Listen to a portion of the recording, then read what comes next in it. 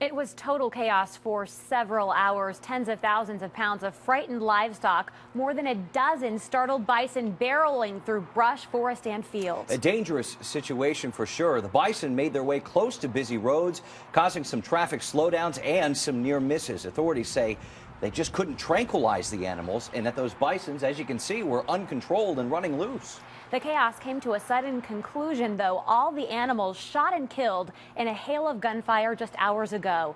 Kimberly Howard has been tracking these animals all day as they moved from the Hudson River to the thruway. She's here live right now. And Kimberly, police say this became a huge public safety concern.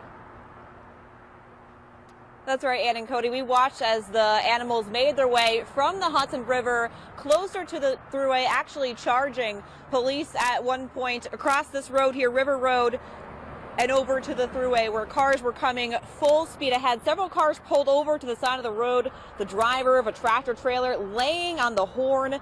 The bison made it across both sides of the highway without being hit and without harming anyone, but they kept running, as you mentioned, triggering a massive hunt, and as you mentioned as well, a concern for public safety.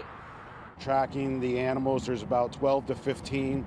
1,100-pound bison that busted out of Gem Farms in Schodack, a family that has been handling these animals for more than 25 years. Viewers snapped pictures of the herd grazing, and authorities were hopeful the animals could be corralled. Eventually, that hope was shattered. Snow fence or any kind of fence is not going to be able to round them up and keep them until we're able to, contact a group with tranquilizers. But that, authorities say, wouldn't have worked either. Thomas Gallagher is a livestock specialist with the Cornell Cooperative Extension. They're very powerful animals. They'll go right through fences. They'll go through walls of some of the buildings sometimes. I mean, they'll put their head down and go right to the side of a barn. And they have horns. I think you noticed that. So they'll actually maul you, can kill a person very easily. So they're a very dangerous animal. As the herd charged toward the thruway and a state helicopter hovered overhead, authorities say there was only one option.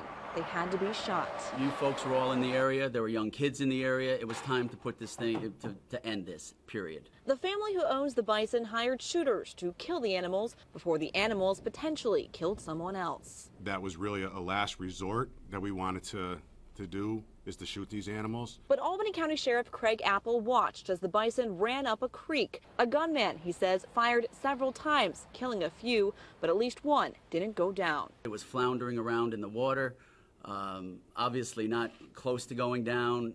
We wanted that animal down. They refused to put it down. They continued to fire blindly down the stream bed, through trees. We wanted that animal down. He refused to do it and continued to fire. It was turning into the wild, wild west. It was ridiculous. It was time to put an end to it. That shooter was cuffed, but not charged. The rest of the bison eventually shot dead. It's not a decision that anybody at this table or anybody we spoke with takes lightly. We also wanted to know if this family of farmers could be held liable for these animals busting out, but we're told this can happen, although it is rare. Cody? And Kimberly, we know this has been an all-day event, hours, a lot of manpower, too, and a lot of resources. So really, who is paying for all of this? This seems to be a big operation. Yeah, sure. We asked authorities that question, too. They said that all of the personnel that was involved were actually working their regular shift. So they told us that there was no additional cost that was being spent as far as this massive operation. However, if any of these animals had hurt any property or any people, the family of farmers would have been held liable for that. I also want to mention that throughout the day, we did encounter this family of farmers, tried several times to get them to speak with us on camera about the situation. At that time, when things were kind of hectic, they continued to refuse. We did call that farm again after everything started winding down, just after close to 3 o'clock, actually, and at this point, we still have not heard back. We're live in Selkirk. Kimberly Howard, CBS 6 News. All right, Kimberly, thanks for that report. We'll check back in with you in a little bit. You know, we've had crews out all day tracking these bison as they move through the area. It started this morning. Yeah, and here's the path they took right here on this map, starting at that farm at Castleton, right over there where Cody's pointing. That's on the Hudson, and they crossed the river. They were spotted around 6 this morning at Maple Avenue and River Road in Selkirk. Hey, it's interesting. They actually crossed the Hudson. It's surprising. Trail picked up again near exit 21A on the thruway. The herd moved southbound, so to speak, and the track came to an end at a creek in Queens near Route 9W.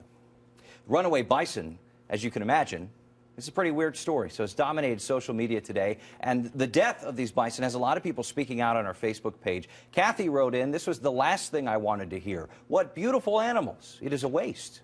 And Mike wrote in saying, besides the fact that sedation is not guaranteed to work, how would you suggest they move them if it did? These are enormous animals and are extremely aggressive. The safest decision was to put them down.